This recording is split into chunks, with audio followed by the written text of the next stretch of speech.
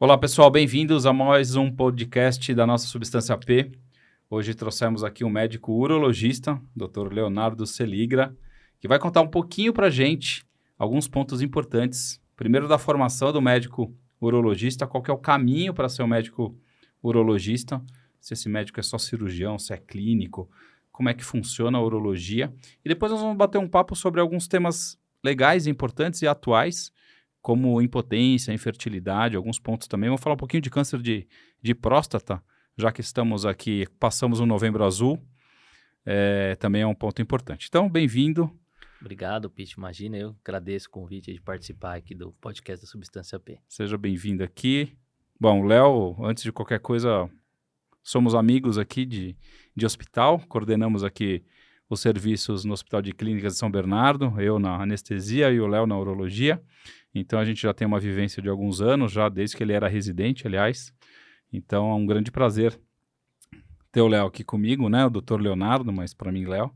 E ele vai contar um pouquinho pra gente. Então, conta um pouquinho também da sua história, como que você foi e como que é para chegar a ser um urologista. Perfeito. Vai ser um bate-papo Léo e Pete, né? Porque também não vai dar para te chamar de Pete, né? Fica à vontade, que aqui é bem descontraído mesmo. Bom, assim, escolha da urologia, já que a gente vai falar do tema urologia, foi uma coisa que não foi automática para mim, né? Quando entrei na faculdade, em 2000, eu não tenho nenhum médico na família, não tenho uma família de médicos, então estava ainda bastante aberto a especialidades, a entender o que era a medicina. Tinha alguma outra coisa que você queria fazer? Cara, eu entrei achando que eu ia fazer cardiologia. Cardio, legal. Eu entrei achando, bom, para ser medicina, para ser médico, tem que usar estetoscópio, então vou fazer cardiologia. Era isso que eu pensava. E durante a faculdade, aí foi mudando um pouco essa visão minha, né? Eu comecei a pensar muito em especialidade cirúrgica, acho que isso é um pouco de personalidade, Sim. né? Entender que a cirurgia era alguma coisa bacana, que gostava, que me interessava. No quarto ano eu fiz monitoria de cirurgia do aparelho digestivo, então isso também já trouxe também ali um outro viés da minha área, depois que foi uma área acadêmica, Sim. né? E aí durante a faculdade eu acho que tem um viés da onde você se forma. Claro, tem né? uma influência grande, né? Não tem como. E lá na Faculdade de Medicina do ABC, que foi onde eu fiz, a urologia sempre foi muito forte, historicamente, né? Desde o tempo do Dr. Borrelli, Professor Milton Sim. Borrelli, Eric Wrocławski, que era o Sim. regente na época. Então, assim, e se formavam pessoas muito boas, vinha gente do HC querer fazer residência no vinham as ABC, pessoas das né? outras faculdades, né? Dos outros serviços virem fazendo no ABC. Isso eu achava muito interessante E era mesmo. muito bem visto. Era Que era um fluxo inverso, né? do que habitualmente se faz. Sim. Então, poxa, eu via a urologia como uma área possível, cirúrgica, né? E no 6º ano que eu comecei a frequentar mais internato, mais as subespecialidades, e aí que pintou um pouco da urologia, porque como você perguntou, a urologia é cirúrgica, é clínica, eu acho que a urologia é um completo. Completo. Porque eu tinha ali colegas que eram extremamente exímios cirurgiões, gostavam muito de cirurgia. Tinha também ali outros que falavam, não, mas eu já estou mais velho, já cansei um pouco, já não estou com tanta habilidade assim, eu prefiro ficar na parte clínica que eu consigo. É uma especialidade completa em relação a quem você atende, então crianças, mulheres, homens. Então era uma especialidade super Isso completa. é um grande tabu, né? Todo mundo acha que urologia é algo só de homem, né? Pois é, esse é o primeiro tabu. O primeiro tabu que tem que quebrar, né? Porque é bem diferente da ginecologia, porque a ginecologia é só mulher. E não tem como, né? É exatamente isso, né? Então eu lembro bem que eu estava no internato e como eu gostava de área cirúrgica, eu falava assim, bom, ginecologia é uma opção. Eu falava assim, poxa, mas vou atender só mulher. O dia a dia é obstetrícia, não é tão cirúrgico, eu teria que mudar para uma outra área. Então, acho que fez esse completo, esse todo, fez eu escolher pela urologia, lógico, com esse viés lá da Faculdade de Medicina do ABC, que tinha um serviço muito bom. E eu, ainda bem, consegui seguir minha trilha lá, né? Que não é uma trilha curta para fazer urologia. Hoje, ainda pior, né? Quem está aí escutando esse podcast, começando medicina hoje, o trajeto é um pouquinho diferente do que foi para mim, né? A urologia, ela demanda que você faça cirurgia geral antes.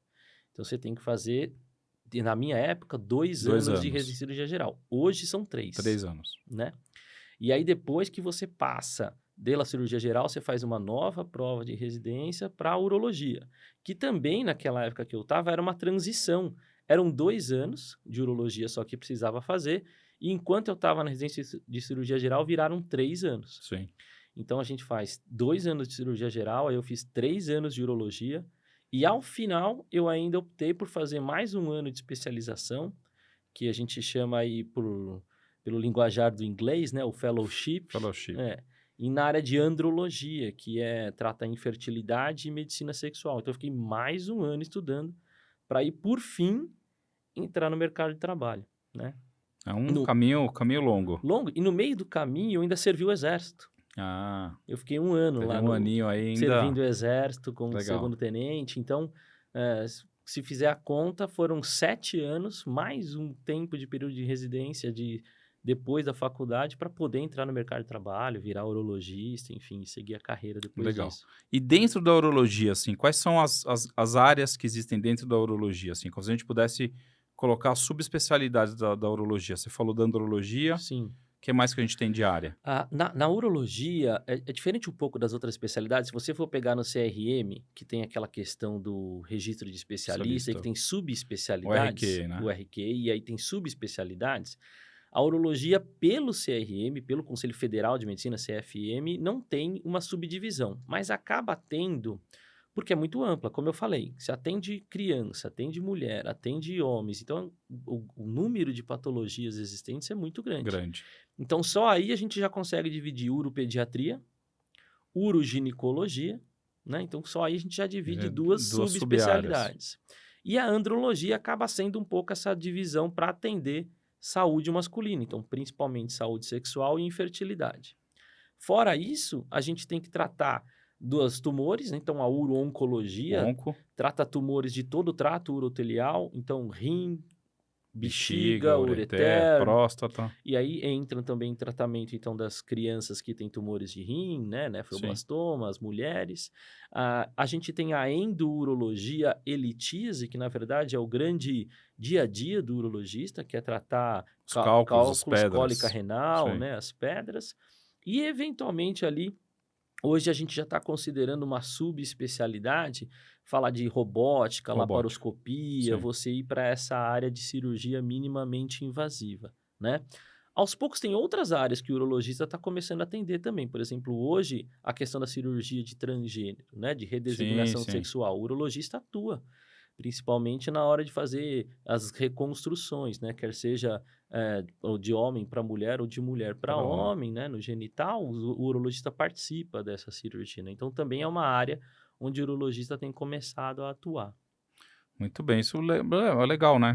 A gente saber que tem várias sub-áreas, né? Porque parece que é um negócio simples, né? Eu sou urologista, faço, né? Mas realmente tem as subespecialidades. Isso é legal das áreas, porque cada vez você tem profissionais mais habilitados para conduzir um problema naquela subespecialidade. Isso é importante. E andrologia, conta um pouquinho da andrologia. Por que você quis fazer andrologia? Assim, você falou, putz, que negócio legal. O que é isso? E o que é andrologia? Assim, quais são as áreas? Explicando aí num papo mais leigo, assim, como que a gente poderia falar isso? Acho que, de novo, né, a andrologia mostra algo que é um pouco de completar, né, de ser algo mais... um pouco, se filosofar um pouco, assim, o conceito de saúde, né, da Organização Mundial de Saúde, não é não ter doença, não é ausência de doença, é o bem-estar biopsicossocial, então físico, psicológico e socialmente falando. E isso, a andrologia acaba tendo um pouco dessa ação de saúde do homem. Muito se discute, quem é o médico do homem, né? O menino foi lá no pediatra, acabou as vacinas, não tem mais nada para fazer, com que médico que ele vai passar? Com o cardiologista, com o endocrinologista, ou vai esperar clínico geral? Só com o geriatra quando tiver 60 anos? O homem é meio abandonado nisso, né? Ele se abandona, na verdade, mas né? é meio abandonado, né? Porque a gente não segue aí Fica uma crítica. Carreira, né? A gente não tem quem atenda depois a pediatria, o homem. A mulher vai naturalmente pro gineco. É a nossa Mas crítica. A gente não vai, né? Devia ir pro urologista. Devia ir pro urologista, Exato. Claro. Deveria ir pro urologista. Tem uma questão, inclusive a andrologia, que se você pegar pela terminologia, é o estudo do masculino, então por isso que a saúde masculina como um todo. Então, a gente pode ter lá desde o princípio, e eu costumo dizer, para o médico pode parecer que não, mas a gente prefere que o paciente vá sem nenhuma doença e a gente Lógico, oriente ele a não ter nada, claro. tenha promoção de saúde, né? Então, fazer uma Que é educação mais sexual, barato, né? não é? Não vai, Mais barato não vai também, precisar de né? Lógico. medicação, né? Vai ter outros conceitos para a gente tratar. Então, quando a gente fala de educação sexual, por exemplo, de orientação em relação a riscos ou não de fertilidade, então a questão da fertilidade na andrologia é bastante grande. A questão das queixas sexuais, né? Muito se leva em consideração achar que queixa sexual é uma coisa do envelhecimento, quando na verdade não, tem muito envolvimento já de pacientes jovens. Tem uma pesquisa já bastante antiga do grupo da USP, da professora Carmita Abdo, que é a psiquiatra super importante na área de medicina sexual, atual presidente da Associação Brasileira de Medicina Sexual, e que essa pesquisa dizia já que tem indivíduos com 18 anos de idade com disfunção erétil moderada, já com bastante distúrbio em relação a distúrbios ejaculatórios, que são outros pontos que o andrologista também cuida. Então, acho que essa questão do integral de saúde masculina que acabou me levando a tentar ter isso como área, como uma sub-área de especialização. E, de novo, o viés da faculdade, né? Eu estava num centro onde tem um grande centro de fertilidade, né? Que é o Instituto Ideia Fértil. Os professores que ali estavam, grandes nomes da medicina sexual, professor Sidney Glina, professor Celso Gromadsky, então acabam influenciando um pouco a você desenvolver nessa área. De novo, um pouco relacionado ao que eu falei dessa área acadêmica. Eu venho com uma veia de ficar com o pé acadêmico desde a faculdade, né? Aquela coisa do juramento de Hipócrates, que depois você vai dar aula ao seu colega, ao filho do seu colega, e isso já vem um pouco no meu, no meu âmago, assim, na minha Legal, identidade. Então, acabou isso gerando esse ciclo e foi por isso que eu acabei entrando nessa área. legal. Não, a área acadêmica é uma área importante. Eu acho que a gente tem que dar um pouquinho do que a gente aprendeu, né? E passar para frente a experiência e o conhecimento. Eu acho que a parte acadêmica, é, ela não traz nenhum benefício financeiro, né? Na verdade, é uma entrega que você tem, né? Muito pouco se obtém, né? Mas a satisfação de fazer eu acho que é muito maior do que qualquer dinheiro, qualquer outra coisa, né? Não sei se você também... Não, eu acho que é isso. E mais do que isso, na verdade, a gente vê hoje uma questão de satisfação quando você vê que realmente você conseguiu atingir um aluno, né? Eu acho que Sim, isso é uma sensação de todo professor, sim, né? Por sim. isso que, inclusive, quando tem Dia dos Professores, eu sempre lembro dos meus, da base, né? De ensino, lá da base, ensino médio, depois colegial.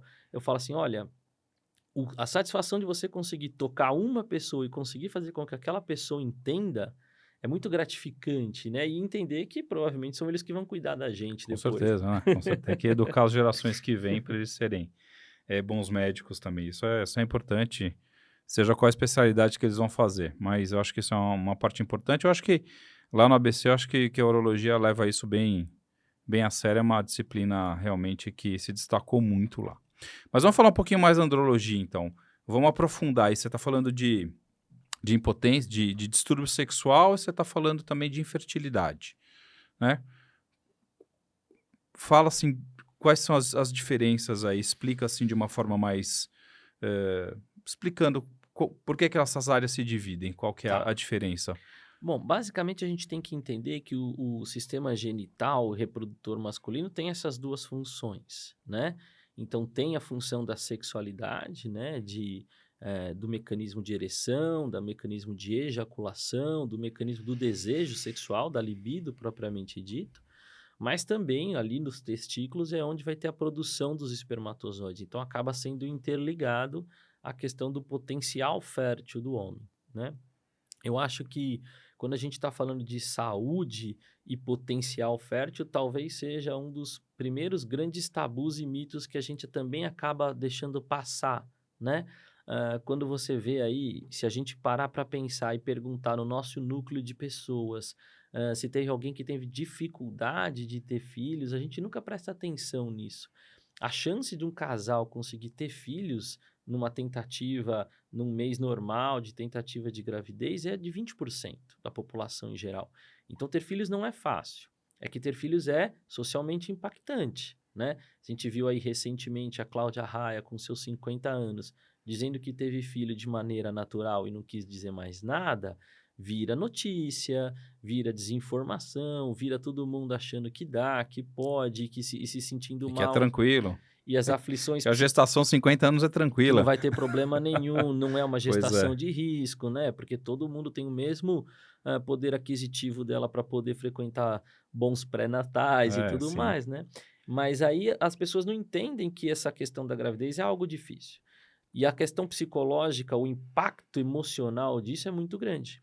E principalmente para a mulher. E aí que entra o perigo, porque quando você começa a ter um casal que está tentando ter filhos e não consegue, sempre gira em torno da mulher o problema. Ah, o problema é da mulher, então vai procurar um ginecologista, vai ver o que você tem. E o homem vai ficando de escanteio.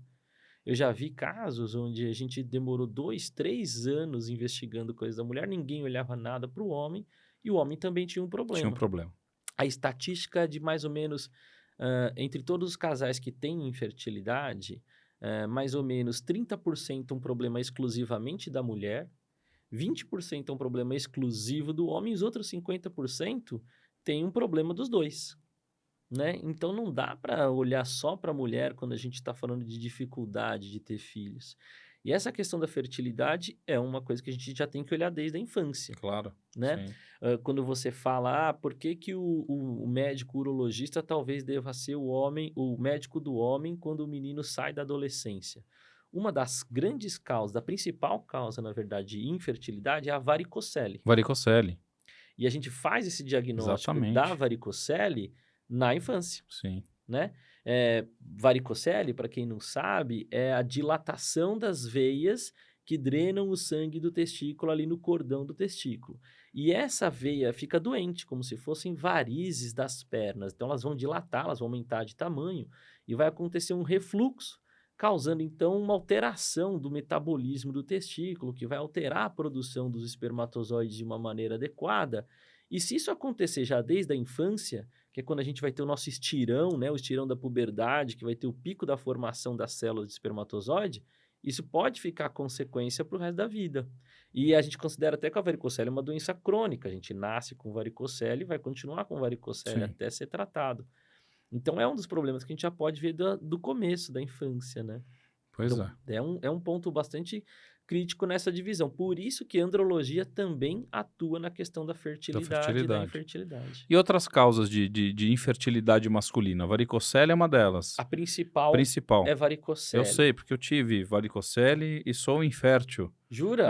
Pois Olha é, só. pois é. Eu tive varicocele. Não, mas você é infértil, Não, você não. tratou. Não, eu tratei Tratou. varicocele e tudo, não sei o quê, mas quando eu casei, né? Depois que eu casei, que eu fui fazer O exame. o exame para engravidar, né? E até brincar com a minha mulher, né?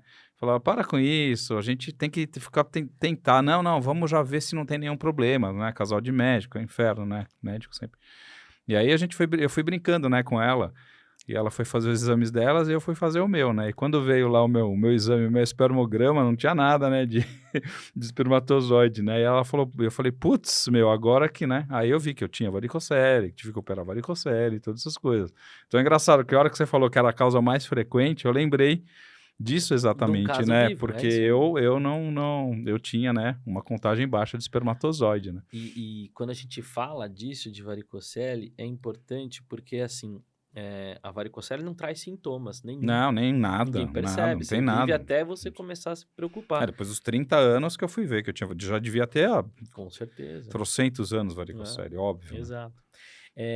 Então, mas essa é a principal causa. Inclusive, é a principal causa que a gente chama de infertilidade secundária, que é aquele casal que já teve um filho, foi tudo bem, tá? É um caso Normal, jovem, teve um filho, aí depois passou alguns anos, tentando de novo não consegue, Aí vai ver o cara tem Vai ver que varicocele. tem varicocele e foi piorando o espermograma Claro. dele aos poucos durante os tempos.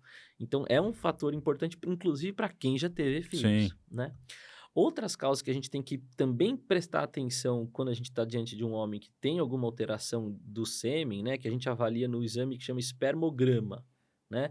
O espermograma analisa todo o sêmen. O sêmen ele pode ter alterações de quantidade, que a gente fala de concentração, Ele pode ter alteração da qualidade dele, que a gente vai falar da motilidade, ou alteração na forma, na morfologia, né? Qualquer alteração nesse espermograma pode ser Diminuir uma causa de infertilidade, infertilidade. né? E é importante também um cenário, né? Tem muita gente que fala, eu sou estéril, eu não consigo ter filhos por causa do meu espermograma totalmente ausente, né? Esse é um termo bastante forte, né? Falar que o cara é estéril não é uma coisa assim, é impactante, Fácil, né? né? Então, assim, infertilidade não quer dizer esterilidade, né? Esterilidade é um Ausência diagnóstico... de tudo, né? É um diagnóstico totalmente de exclusão que a gente já investigou tudo. Uma das causas que a gente investiga nas alterações seminais são as causas genéticas, Genéticas. né?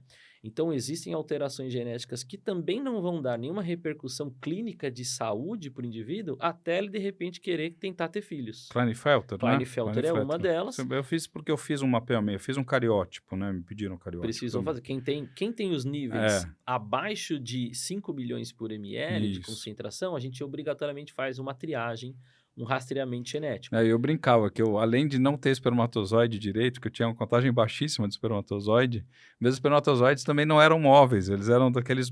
Preguiçosos. Só eram preguiçosos, né? Que tem o Kruger, né? O Kruger é a morfologia. É a morfologia, não, mas eu sei que tinha da mobilidade, eles eram péssimos, assim. Eu falava, eu tenho pouco e os que eu tenho ainda são meio bobos, né? Então o negócio vai ser difícil aqui, né?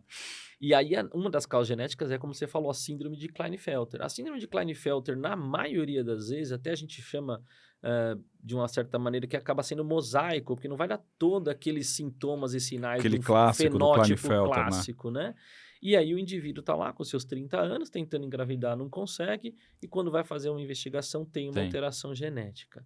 Uma outra alteração genética que é imperceptível e pode dar alteração nos cromossomos é uma alteração mínima de ausência no cromossomo Y, que é o responsável por produzir espermatozoide, que a gente chama de microdeleção do cromossomo Y, que também passa batido, você não tem nada mais de problema de saúde para você, e isso passa batido, né?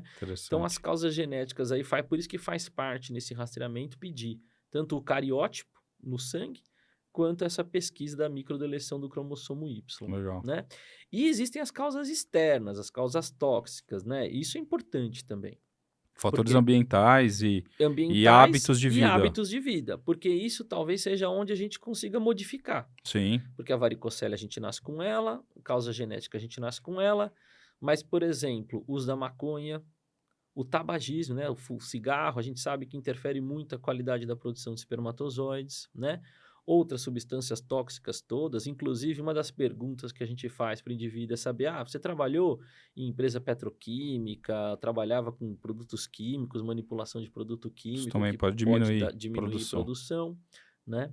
E quando a gente fala de fatores ambientais, por exemplo, hoje, talvez a maior epidemia no mundo é a obesidade. Obesidade. A obesidade faz uma alteração do eixo hormonal muito importante. Faz um hipogonadismo, né? Uma diminuição da função da gônada. Deixa o paciente com baixa testosterona e aí vai causar hipogonadismo por diversas vias, né? A gente sabe hoje que o tecido gorduroso, né? O tecido adiposo no paciente obeso é uma glândula hormonal, praticamente, né? E não só isso...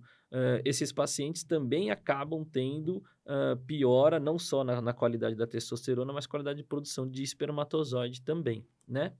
E uma outra coisa que é muito importante, e hoje cada vez mais, eu acho que fica outro recado aqui, outra lição, que é a questão do uso de testosterona, né? Às vezes as galera tá usando direto testosterona. As pessoas confundem demais e é triste saber que mesmo no meio médico tem gente que tem esse desconhecimento, né?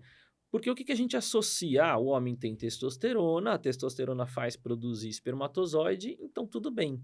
Quando na verdade é totalmente o contrário. Quando a gente usa a testosterona, e não importa qual é a via, tá? Não importa se é injeção, se é creme, se é o chip da beleza, o implante subcutâneo, não importa qual seja a via, ele vai afetar o seu eixo hormonal e vai parar de produzir espermatozoide. Então, quem usa isso inadequadamente, inadvertidamente, sem nenhum acompanhamento médico, está ainda mais sujeito a ter um problema desse. E por que o cara usa testosterona? Qual que é o benefício que ele busca com a testosterona sem pensar no lado de produção de espermatozoide, nada disso, por que se usa testosterona? Até as mulheres usam testosterona agora Então, direto. Por quê? esse é o mito, né? Porque se a gente voltar atrás historicamente, quando se descobriu a molécula da testosterona, se descobriu ela, inclusive chamando ela de elixir da vida. Foi um neurologista que descobriu, Claude Bernard-Horner, lembra desse sinal? Sim, da síndrome. Ele que descobriu essa Legal, não sabia substância, ele, disso. ele extraiu do testículo de animais e ele dava esse líquido para as pessoas que estavam ali Doentes. doentes por qualquer outro motivo e aquilo Que revigorava. ele era neurologista, né? Ele era Claude Bernard. neurologista. E aí ele dava essa substância, o pessoal Dava revigorava. opa, Bom, é o elixir da vida, porque ele é é a nova, é anabólico, a né? nova Totalmente pílula. anabólico, né? E Um tem, hormônio e tem punk, boas né? indicações, Tem. e tem boas indicações nessa questão de pacientes em deficiência anabólica, né? Desnutridos, pacientes com HIV positivo, com AIDS e que Sim. estejam necessitando desse tipo de reposição. Então, a testosterona, ela tem esse efeito de ser anabolizante, então vai dar um vigor físico, muscular, vai dar uma melhora na alteração no nível de cognição. Então, isso acabou entrando popularmente aí nessa que a gente brincou aí de ser o chip da beleza. O problema é que a testosterona, ela tem uma faixa de normalidade. Isso às vezes as pessoas não entendem. Não é igual jogar lenha na fogueira ou gasolina na fogueira, e quanto mais gasolina jogar, o fogo fica mais alto e é melhor. Pensa que na verdade é uma churrasqueira. Se você fizer o fogo ficar mais alto, vai queimar a sua Queima a carne e não vai carne. ficar boa. Do mesmo jeito que se estiver muito baixa, não vai fazer a carne no Lógico. ponto certo. Então tem uma faixa de normalidade. E essa moda de ficar recebendo testosterona por qualquer motivo é muito prejudicial. Quais são os riscos de você estar com testosterona acima ou abaixo? Então, existe essa faixa de normalidade e níveis de testosterona acima ou abaixo podem dar problemas cardiovasculares, podem dar problemas metabólicos relacionados à dislipidemia e aumentar aí a chance de colesterol alto, diabetes, desenvolver resistência à insulina. Então, isso acabou sendo uma área onde acaba a gente tendo uma área tênue. Eu costumo dizer que nessa área que eu acabei escolhendo para seguir, e a gente tem lá na Faculdade de Medicina da ABC, a gente forma residentes, a gente forma os novos fellows que estão fazendo aí essa subespecialização. E eu costumo dizer para eles que essa área de medicina sexual tem uma linha muito tênue entre a ética e a safadeza e Picaretagem. o picareta. Tem, não tem jeito. E a gente tem que tomar muito cuidado com isso, né? E orientar muito bem o paciente o que é o risco, o que é o benefício, Ser ético, né? Também com as mostrar indicações, né? mostrar para o paciente o que ele pode acontecer com ele. Porque às vezes a gente fala, não, isso é muito bom. Ah, mas e o ruim? E a parte ruim disso, né? Por que eu falei que tem alguns médicos, infelizmente, que desconhecem isso? Tem uma pesquisa nos Estados Unidos, da Associação Americana de Urologia, que perguntou sobre a questão de fertilidade e para os homens que tinham testosterona baixa procurando fertilidade, ainda assim nos Estados Unidos tem gente que prescrevia testosterona querendo aumentar o espermatozoide. Sendo que a gente sabe que, na verdade, é totalmente o contrário. A testosterona é estudada para ser um anticoncepcional masculino.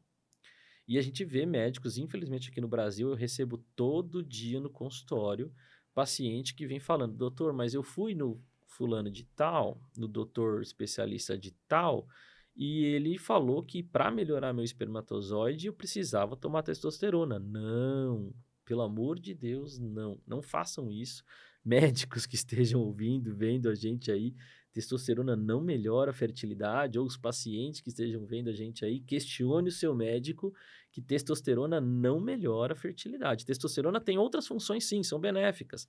Melhorar o humor, melhorar o bem-estar, melhorar a força física, melhorar a libido, que é a primeira queixa no homem em relação à libido, né?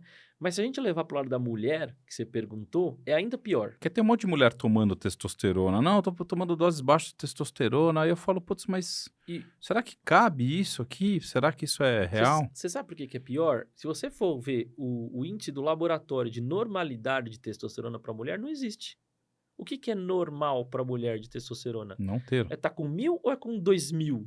Ou é estar com 2? Não tem, né? Na verdade, a mulher tem um efeito totalmente ao contrário, inibitório. E a gente não espera níveis elevados de testosterona, né? Tanto é que as mulheres que têm mais testosterona, acabam ficando com aspectos mais virilizantes, mais pelos, voz mais grossa, Mais masculinos. são aspectos virilizantes, né? Aquela mulher que acaba tendo o pomo de Adão mais Mais avantajado. proeminente. Então, assim, são sinais de que, A teoricamente, voz, né? não precisava ter. A voz É. fica mais Bora forte. beber uma, lembra daquela? Bora tomar uma. Então, é complexo. É uma área, como eu falei, é uma área de uma linha muito tênue entre você respeitar o que é verdade. E essa moda do chip da beleza é um absurdo, Não, né? sim. Porque aí eles colocam de tudo ali. Tem o soro da vitalidade agora também, que S- veio direto, né? Tem Sabe-se umas lá coisas que a gente não sabe ainda direito qual que é o efeito disso a também a longo longo prazo. prazo, né? Esse que Exatamente. são as verdades que a gente tem medo, né? Verdade. É isso aí. É, legal. E pro lado da... Falamos aí um pouquinho de infertilidade, que eu acho que é uma área muito legal, muito interessante, né? E só pra gente dar uma finalidade. O tratamento, então, depende, obviamente, da causa desse paciente e lógico que tem tratamento. Sim. Eu costumo dizer assim para o paciente, eu falo assim, olha, nunca um médico tem que falar para você que você é estéril, que você não tem o que fazer, vai adotar, vai para uma clínica de fertilização de primeira. Se alguém estiver fazendo isso para você, Só pesquisar. procure uma segunda opinião, porque está errado, né? Ah, a gente tem uns objetivos, né? Quando a gente vai investigar um homem infértil, primeiro, descobrir a causa, lógico, descobrir se essa causa é tratável. Se essa causa não for tratável, descobrir se eu posso pesquisar espermatozoide ainda, mesmo que ele esteja lá no testículo, mas não saia por outros motivos, né? Que a gente chama de azospermia, que é a ausência total de espermatozoides, por exemplo, ela pode ter duas causas básicas. Ela pode ser por obstrução, então o exemplo mais simples é o paciente que fez vasectomia, né? Não sai Não sai espermatozoide. espermatozoide e não vai ter filhos, mas ele pode ter uma causa, uma origem já genética daquilo, um cisto mediano na próstata, uma outra alteração genética que está relacionada ao gene da fibrose cística, ele não vai ter o ducto que leva esse espermatozoide para fora, Mas tem espermatozoide mas lá. tem espermatozoide Legal. produzindo. E mesmo aquilo que a gente chama de azospermia não obstrutiva, ou seja, não tem uma obstrução, mas não sai espermatozoide no ejaculado. Ainda assim, tem 30% dos casos que a gente vai fazer uma biópsia no testículo, E acha vai achar espermatozoide. espermatozoide e vai conseguir fazer o tratamento de E reprodução aí dá para assistida. pegar esse espermatozoide e fazer uma reprodução assistida. Exato. Então, a Uma gente fertilização. vai sobrar Legal. 20% dos homens que a gente não vai conseguir fazer nada, 15% dos homens que a gente não vai conseguir fazer nada. Aí sim, aí eu vou falar, bom, olha, eu tentei, investiguei varicocele, investiguei suas causas genéticas, tratamos toda a sua parte hormonal, tratamos todas as questões ambientais, se você precisa de reposição vitamínica ou não, se você precisa perder peso. Ah, tá bom, não deu certo. Então vamos fazer um tratamento de reprodução assistida? Ok.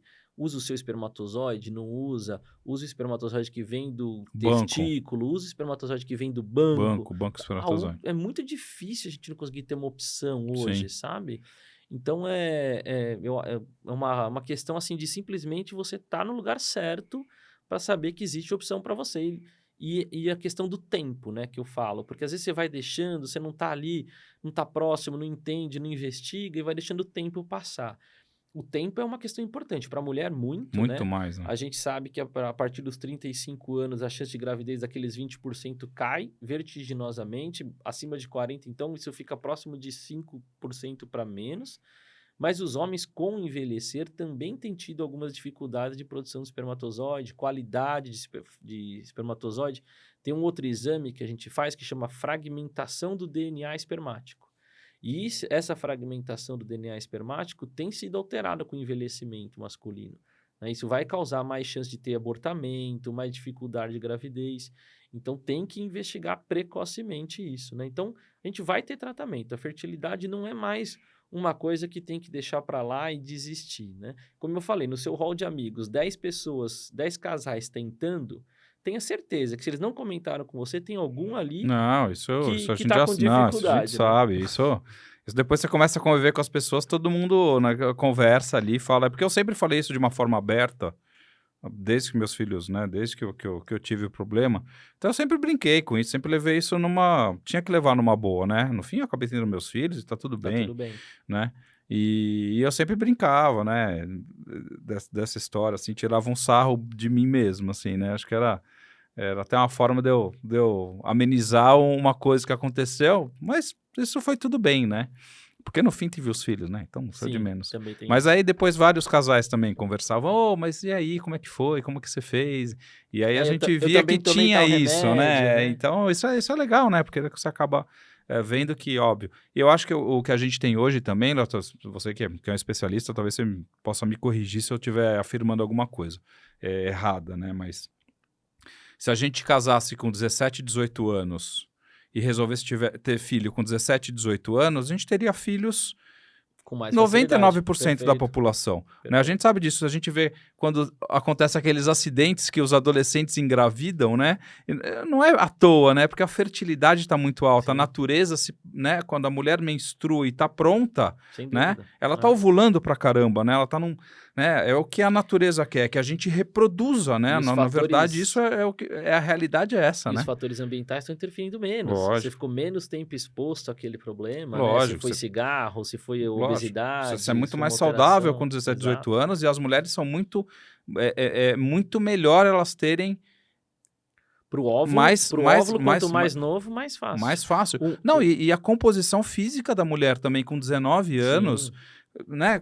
Em 5 anos ela pode ter 5 filhos, né? exato. E ela continua inteira com 24, 25 anos. Com mais Exatamente. idade é difícil É isso, né? difícil. A gente vê isso de antigamente, né?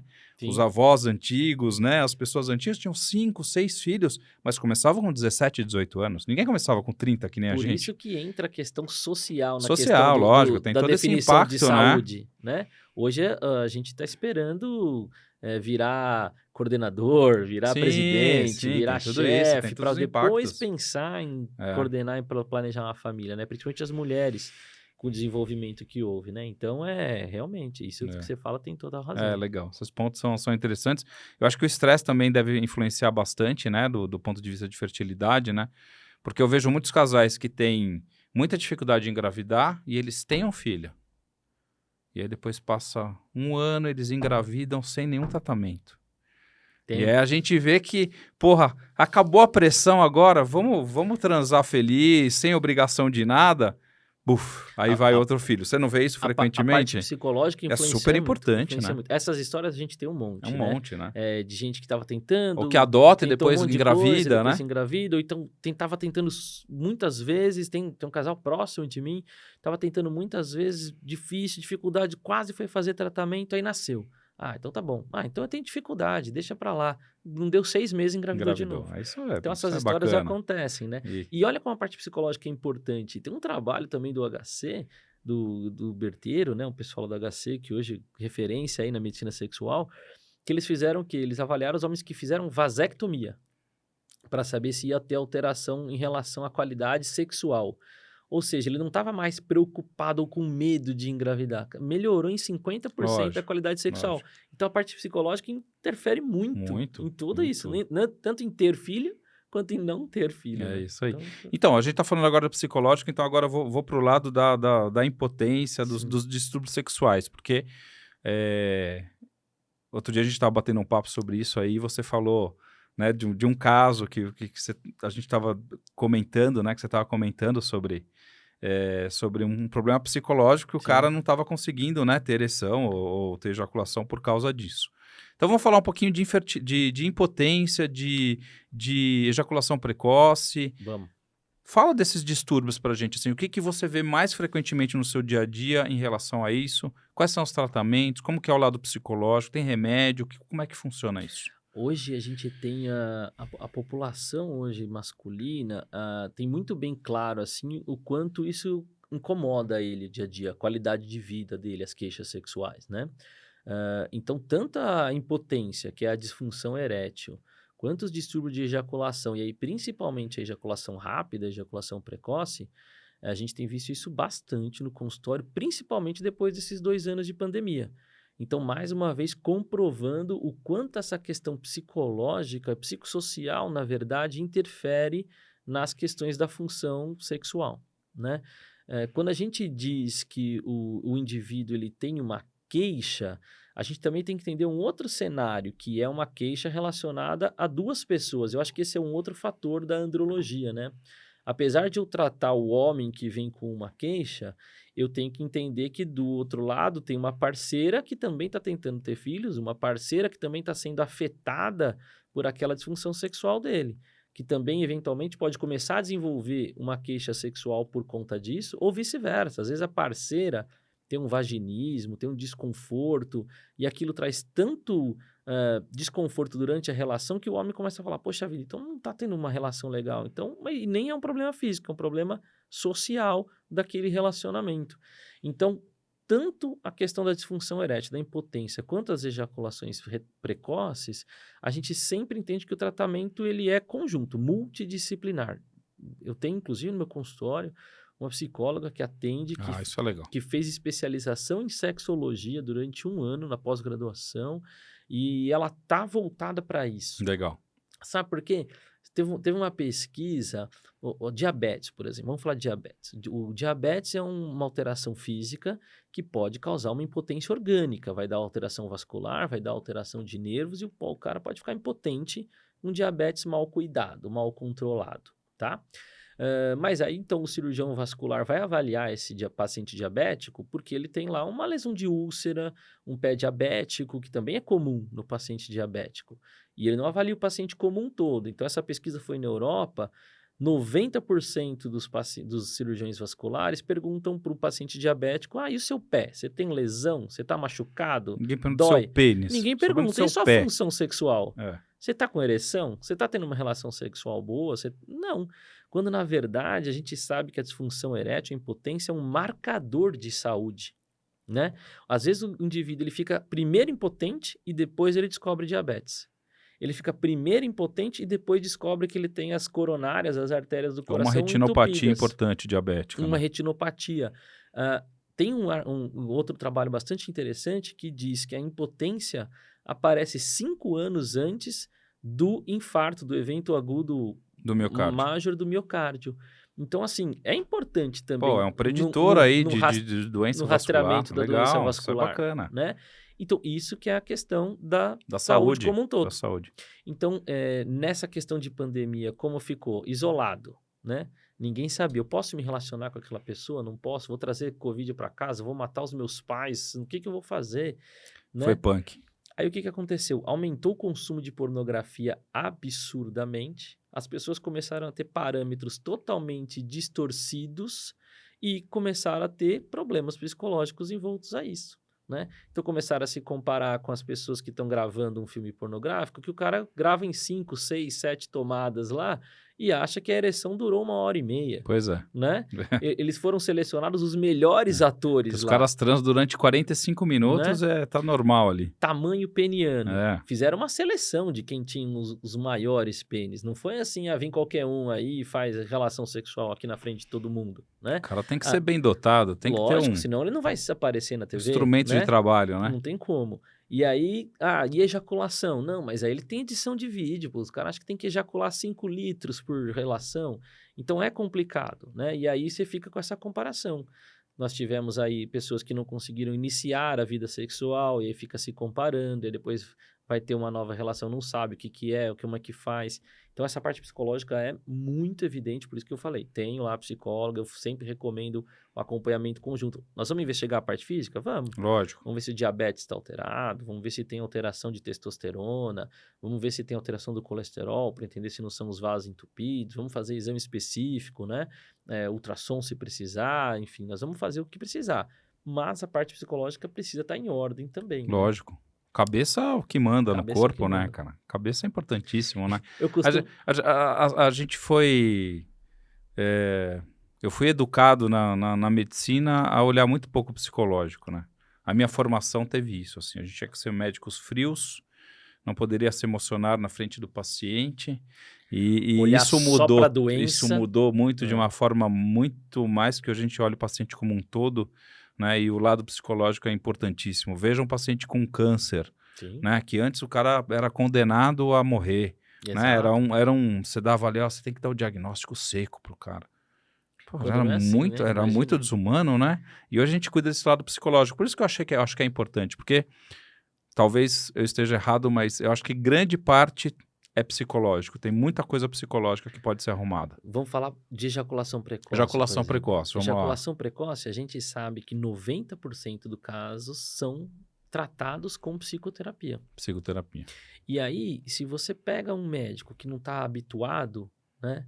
E não está habituado a perguntar, e não está habituado a tratar, e a perguntar de outras coisas, como é a sua relação? Como é que é seu nível de ansiedade? Como é que é seu nível de estresse? Sei lá, eu costumo dar um exemplo no consultório, eu falo assim, se você gosta de rock e na sua melhor dia de relação sexual tá tocando pagode ou uma ópera no seu vizinho, você não se concentra, você vai querer ir lá bater na parede dele para parar de mandar desligar a música, né?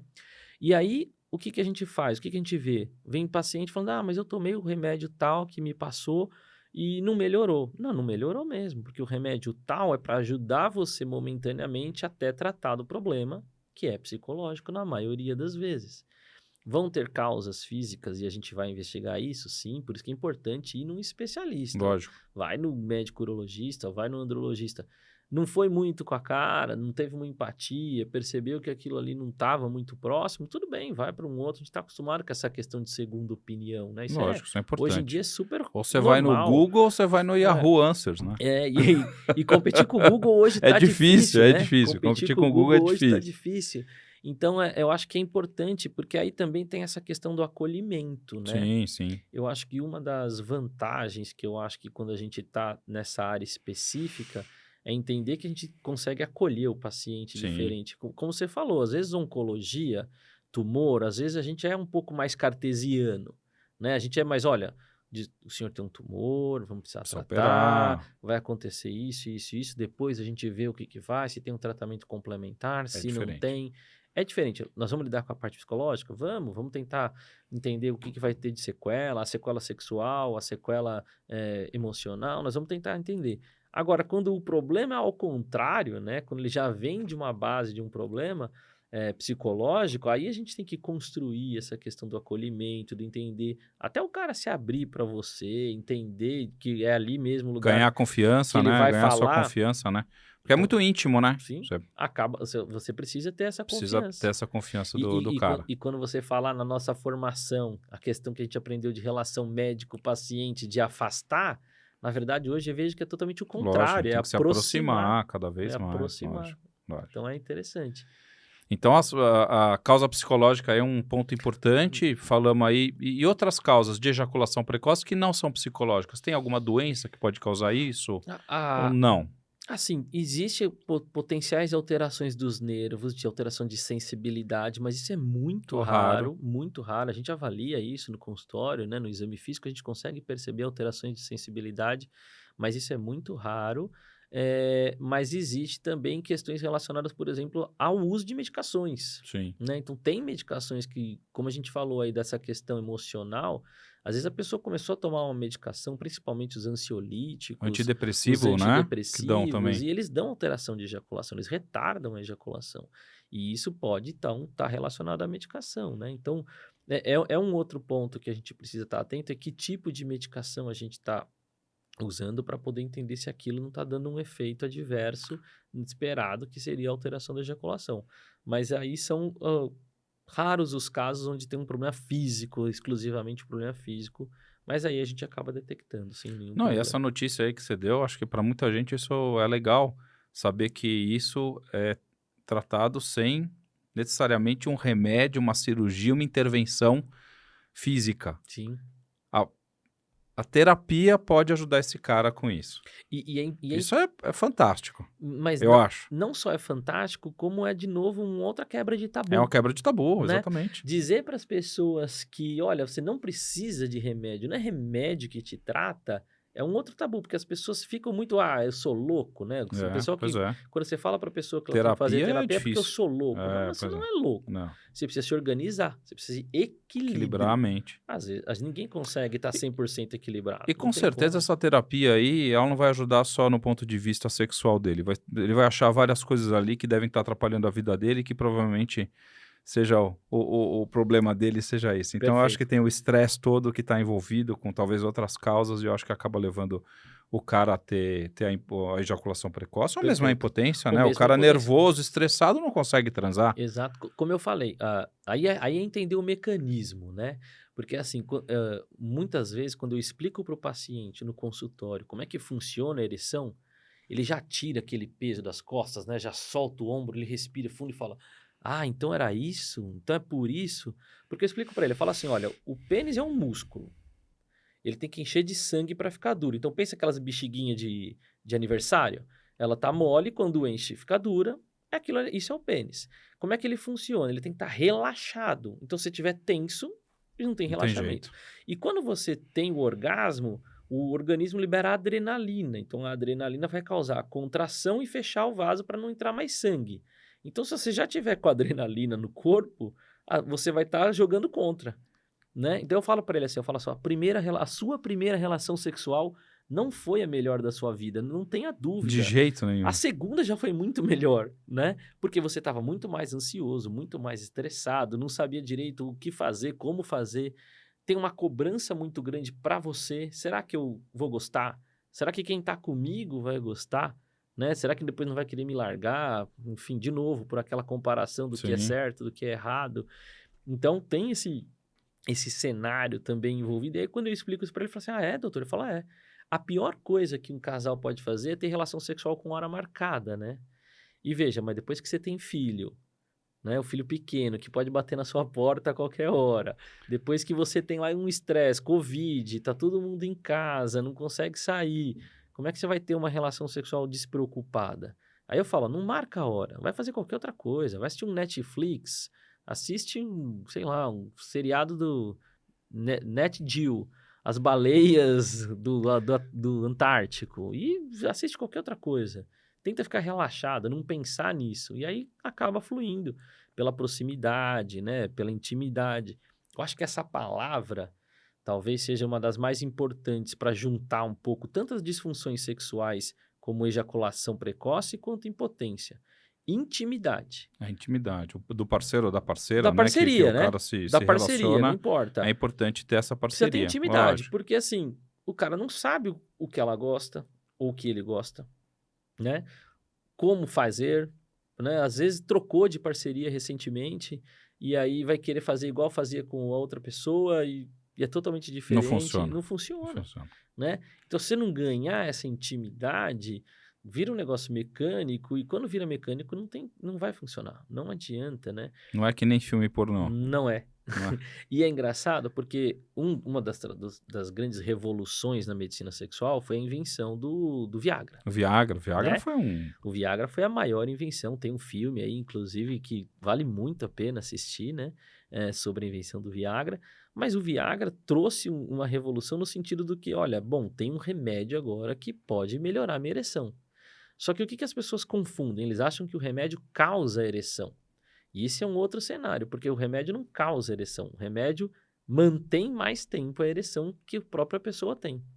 Então, quando a ansiedade ainda é muito grande, quando não está ali muito bem relaxado, quando não está muito bem certo, equilibrado psicologicamente, socialmente falando, pode tomar 5 quilos de Viagra Que que não vai não rolar. vai Não vai funcionar, subir. não vai adiantar. Então, Entende? isso é uma coisa que eu sempre. Que eu sempre ouvia falar, né? Não, toma Viagra aí que melhora. Então eu vejo uma molecada tomando Viagra, assim, não, vou tomar Viagra porque essa noite aqui eu vou fazer uma festa e não funciona. É, por causa disso, né? Porque aí, bom, eu vou tomar Viagra porque aquela menina que eu tô de olho, eu não posso falhar com ela. Só que ele vai tão nervoso, vai tão ansioso que não adianta. Aí depois que ela foi embora já, não aconteceu nada, ele vai dormir, acorda com uma ereção, porque aí quando ele tá relaxado, funcionou. Entendi. Então não adianta essa medicação. E outra, qual é o problema disso? Também gera um nível de ansiedade, de performance para quem usa quando não precisa. Porque ele vai falar: Poxa, eu usei, foi super legal, lógico, porque vai segurar um pouco mais a ereção. Vira um vício Vira um psicológico ali, negócio, né? tipo, eu preciso usar sempre para ficar sempre funcionando do mesmo jeito. Quando também não é verdade, né? Quando também não precisa disso para funcionar igual. Depende mais do relaxamento do que outra coisa. Então é também complicado esse cenário, né? Então, e esses remédios, né, para impotência, são os vasodilatadores penianos, né? O Viagra, tem os outros, né? O Tem Cialis, Cialis, existem certos... os sais chamam sildenafil e tadalafil, os principais. Tem outro, vardanafil, tem outros, mas os dois principais é a tadalafil e o sildenafil. Qual que é a indicação precisa deles? Para quem que você tem que prescrever isso? Qual que é o paciente que você prescreve no seu consultório? São aqueles pacientes mais idosos, né, onde a gente já sabe que aquilo ali tem uma interferência, provavelmente de não estar dilatando muito bem as Ele artérias. vai ficando velho, vai Vai começando a ter perdendo. aterosclerose, começa a não Exato. fazer tão bem. E o próprio corpo cavernoso, que eu falei que é um músculo, ele tem uma certa risco de atrofia, de dificuldade. Então, isso também ajuda melhor a manter mais a ereção, porque eu preciso que o corpo cavernoso encha bem. Legal. Então, essa medicação serve para isso. Os jovens, teoricamente, não têm esse risco físico. Lógico, se eu olhar, esse paciente for um diabético grave e já tiver risco de neuropatia periférica, pode ser que um jovem também precise de uma medicação dessas, né? Mas não é a primeira causa que a gente vai pensar um problema físico num jovem. Mas nesses pacientes onde começam... E isso não é doença de velho, né, Pete? Como eu falei, aos 18 anos a gente já tem gente que tem disfunção erétil, a maioria psicogênica. Mas se a gente pegar 40 anos, já tem uma população ali que não se alimentou direito, que não fez atividade física, que já toma suas 3, 4 medicações. Sim, hipertenso. O que a gente viu no Covid? Pessoas que eram hipertensas e não sabiam. E depois tinham mais gravidade na internação. Sim. Né? Então acontece muito isso. E como eu falei, ele chega, doutor, meu problema hoje é disfunção erétil. Tá bom, mas e quantas vezes você foi ver como é que tá a sua pressão? Nunca. Quantas vezes você fez um exame de colesterol? Ele acha que é um negócio isolado, né? Que ali é um negócio isolado, né? Não só funciona ali. E é automático, né? Liga um botãozinho e funciona, né? E aí você falou de 2 tipos de drogas aí. Tadalafila e a sildenafila. Qual que é a diferença delas? Basicamente, é que a questão da meia-vida, que é o tempo de duração, né? A sildenafila tem uma meia-vida um pouco mais curta, a tadalafila tem uma meia-vida um pouco mais longa. Então, para aquele paciente... Porque, assim, o ideal é que na dose plena, na dose máxima, não tome todo dia essa medicação. Então, para aquele paciente que tem já uma possibilidade de ter mais relações sexuais no final de semana, por exemplo, sexta, sábado e domingo, às vezes é melhor tomar uma medicação que tem uma meia-vida mais longa.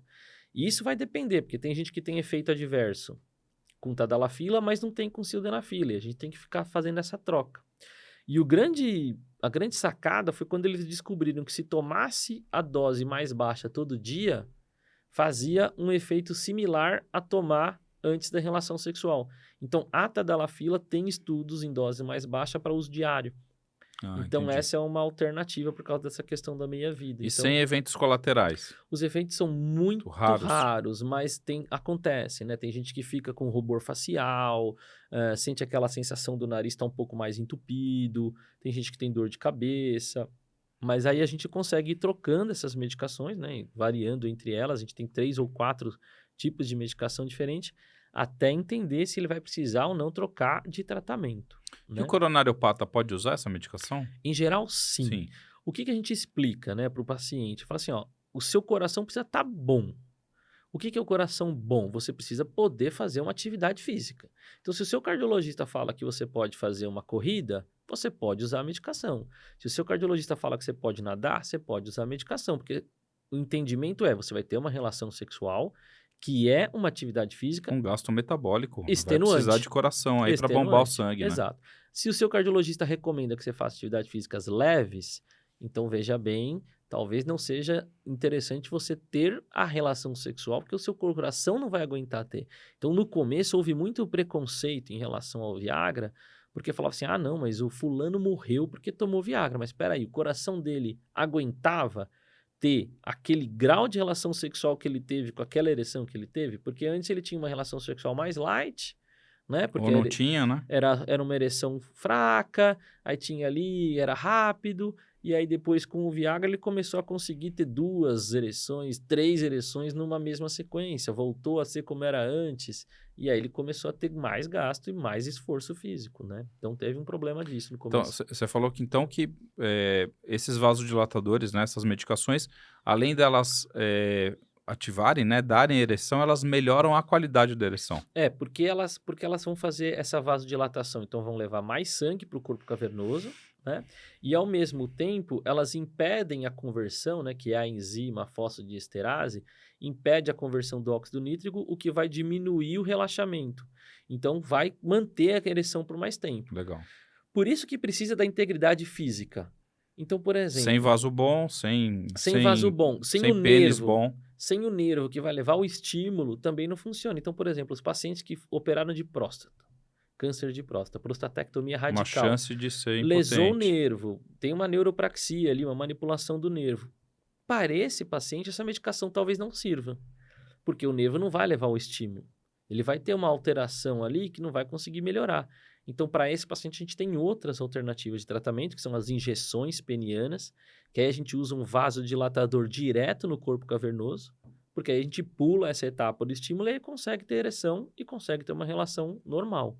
Ou, lógico, na eventualidade de nem essa injeção funcionar, ou ele não se adaptar muito bem ao uso da injeção, aí a gente pode partir para as próteses penianas, que existe aí no mercado, próteses infláveis, próteses maleáveis, que a gente pode também voltar ao paciente ter ereção. Então, só para entrar um pouco na questão dos mitos, Não, eu ia né? chegar aí nas próteses, que eu acho que é um assunto bacana também pra gente Na discutir. questão dos mitos, as pessoas falam assim, então eu nunca mais vou conseguir ter uma ereção. Não, talvez você não consiga ter uma ereção, mas você consegue ter uma relação sexual.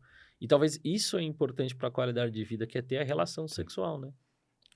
E a prótese? Conta aí, quais são os tipos de prótese? Quando que põe prótese, assim? Qual que é a indicação formal de você colocar uma prótese peniana? A indicação formal de prótese peniana é quando o paciente não responde a essas terapias que a gente tem Falência de disponível. tratamento clínico, Então, bora ele, fazer ele isso. tem ali uma alteração que ele não conseguiu responder aos comprimidos e você tentou fazer injeção, ele não respondeu. Ou seja, o corpo cavernoso dele é doente. O músculo está totalmente atrofiado, não funciona mais, o estímulo do vaso é muito... Então, por exemplo, um diabético grave, ele já tem lesão da artéria, ele tem lesão do nervo, provavelmente as medicações para ele não vão funcionar. Um paciente que fez cirurgia de pélvica, quer seja de próstata, de reto, de bexiga, ele vai ter lesão de nervo, ele pode ter lesão de vaso e ele não vai funcionar. Então, esses são os pacientes que têm uma indicação clássica de prótese. E também aqueles pacientes que têm uma outra doença relacionada à parte sexual, que chama doença de Peyronie. A doença de Peyronie é a deformidade do pênis, é a curvatura do pênis que impede a penetração. Nessas deformidades muito complexas, muito grandes, onde a gente não consegue corrigir só a deformidade, às vezes também dá uma disfunção erétil. E aí também é uma indicação de colocação de prótese. O que tem que ficar claro para o paciente? Eu estou fazendo uma substituição desse músculo que não funciona mais.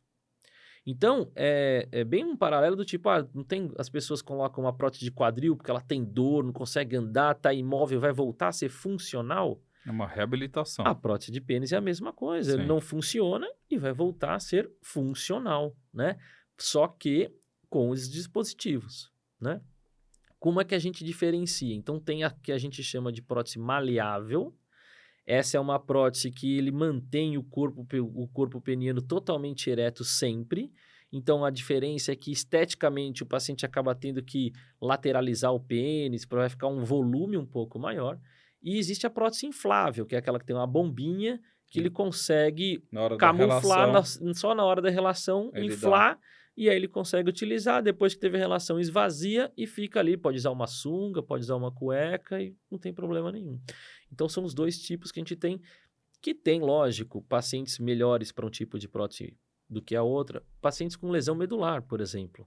A gente tem hoje uma população grande de jovens com lesão medular, né? Por causa de trauma, acidente automobilístico, baleados. E são jovens, eles vão perder, às vezes, a função sexual dele porque ele não tem mais ereção. Esses pacientes são candidatos, por exemplo, à prótese peniana.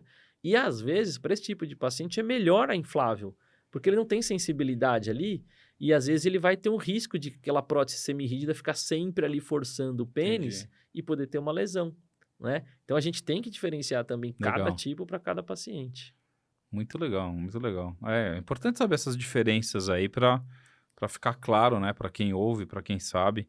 Isso é um tabu, né? É difícil as pessoas chegarem e perguntarem. Então, acho que isso é Sim, muito informativo, né, quando a gente discute essa parte sexual, né? Porque é um tabu, né? sim, Realmente é um sem dúvida. tabu. E o que eu acho é que abre muito espaço para picareta. A gente estava falando aí dessas Sim. reposições, né, das picaretagens, e hoje a gente vê muitos, muitos médicos que estão acabando fazendo um desserviço, né? É. Estão jogando contra. É má É prática, uma né? prática, né? Chega a ser criminoso. Porque, assim, entender que o paciente ele pode ser beneficiado de outros tratamentos antes de precisar de um tratamento invasivo, de colocar uma prótese que não é isenta de riscos, né? Tudo bem, não quero assustar ninguém, mas vamos entender que nós estamos colocando um corpo estranho, que Tem que fazer pode anestesia. ter infecção, que vai ter que fazer um procedimento anestésico, e esse procedimento anestésico às vezes pode ser prolongado, dependendo da Pois é, dificuldade de de colocar o implante de prótese. Esse paciente depois ele vai precisar ter os cuidados com curativo, ferida operatória, sangramento, hematoma. infecção. Então a gente está deixando, como eu falei, a gente está deixando de dar opção para o paciente Tá queimando o antes cartucho de antes. testar, antes de Pois é. precisar disso. Então, assim, é difícil quando a gente vê aí fora colegas dizendo que prótese é mil maravilhas, dizendo que às vezes a parceira não vai nem perceber que o indivíduo está com prótese, dizendo que a prótese funciona para todo mundo, quando, de novo, tem as questões psicológicas. Entender que ele está mudando o estilo dele, né, de como ele vai se relacionar com a pessoa. Será que é aquilo que ele tem alinhamento de expectativa? Tem muito paciente que acha que prótese aumenta pênis, né?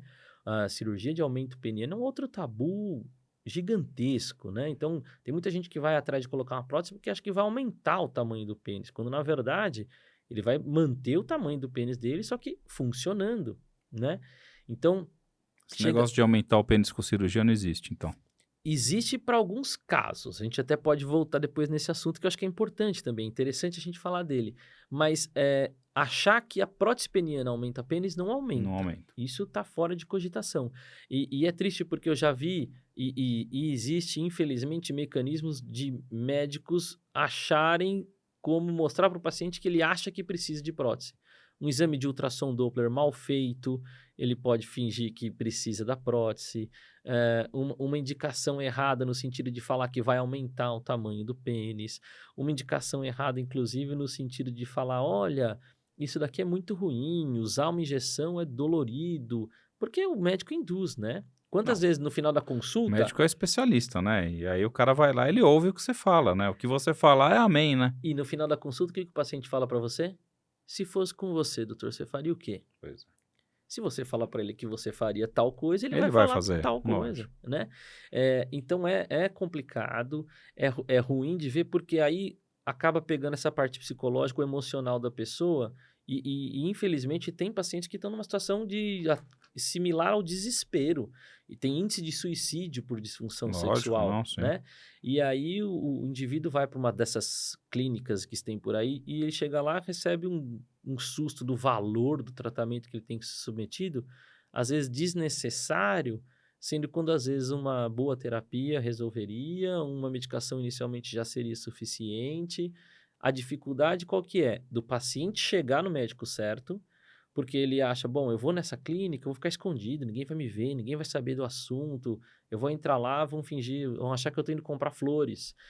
Quando na verdade devia ser mais aberto, né? Mais aberto, com Eu certeza. uma das coisas que eu acho que eu brigo, e tem até uma questão, porque eu me sinto responsável por isso, porque hoje eu também participo das sociedades, né? Eu sou diretor na Sociedade Brasileira de Urologia, eu sou diretor na Associação Brasileira de Estudos em Medicina Sexual, e aí eu me sinto responsável em dizer que a gente precisa ter uma educação sexual melhor, desde a escola. A gente precisa entender a dizer para as pessoas o que é normal, o que não é normal, falar abertamente, como você falou. Ah, eu falo abertamente desde sempre. Isso devia ser importante para todos. Nós, com nossos Quebrar um filhos, tabu, né? nós com os nossos filhos, com os nossos primos, com os nossos amigos, não ficar só em piadas, né? Enfim.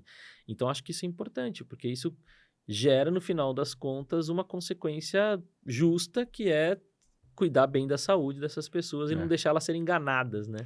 E vou falar um negócio que parece óbvio aí para você que está assistindo, mas quando você for num médico, sempre procure alguém que tenha título de especialista, que seja especialista, que esteja geralmente inscrito na sociedade do seu, né? Não obrigatoriamente você tem que ser sócio da Sociedade Brasileira de Urologia para ser urologista, né? É, Isso não não é obrigado. obrigatório. Mas é legal ter um respaldo da sociedade, se associar.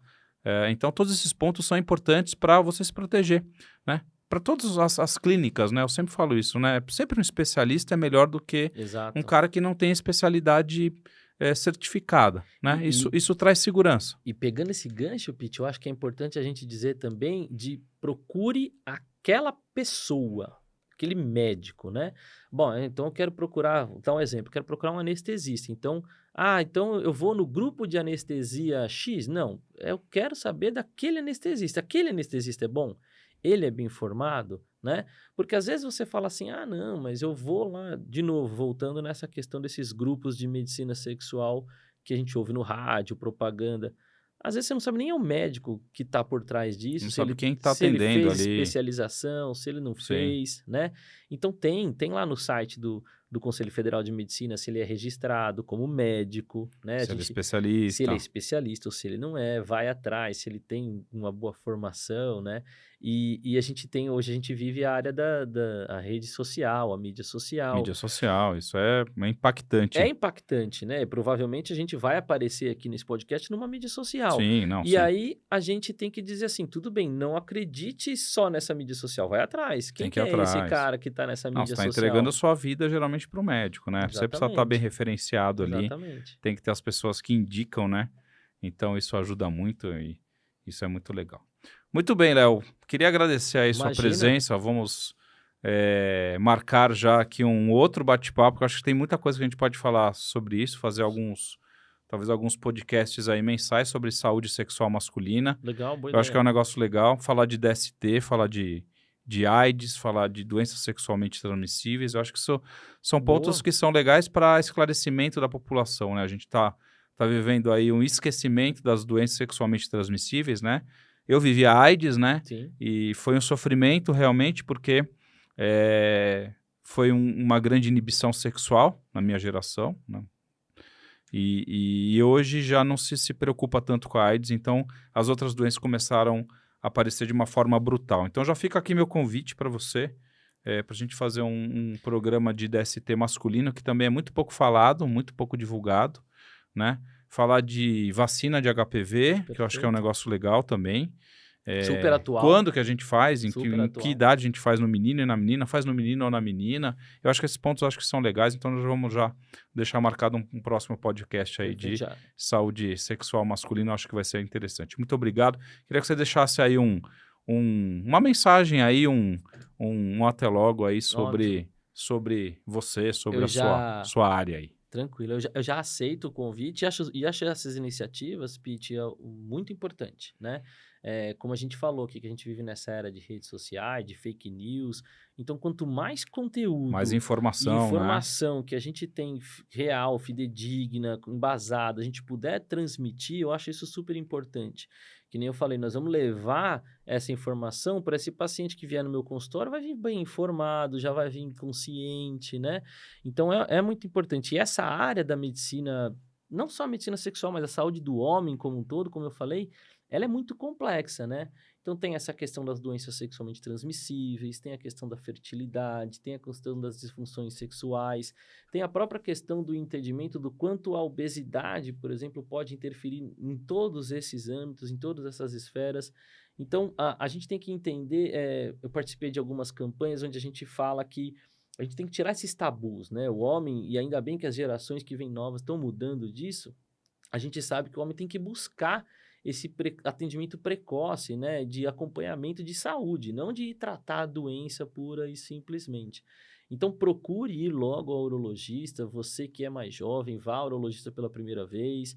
Você que já for mais velho, que nunca foi, procure ir ao urologista e recomende aos seus mais novos que vão ao urologista. As mulheres têm um papel importante, fundamental nisso, né? A mulher geralmente é aquela que vai incentivar o marido, Incentivar o no filho. cabresto. Vai lá, cara, você tem que ir, Vai você é logo lá no obrigado. urologista. Como assim você Minha não mulher foi? manda eu ir nos médicos, é ela que manda mesmo. Então, é uma função importante que tem. E, de novo, como eu falei, a gente tem que ter a importância em relação a cuidar da saúde e não da doença. Eu acho que esse é o fator mais importante que a gente tem.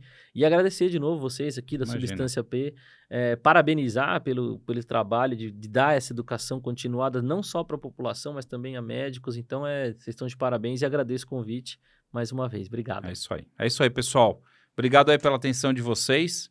Mais uma pessoa importante aqui da nossa área de saúde, um médico urologista aí com uma formação importante em andrologia e infertilidade.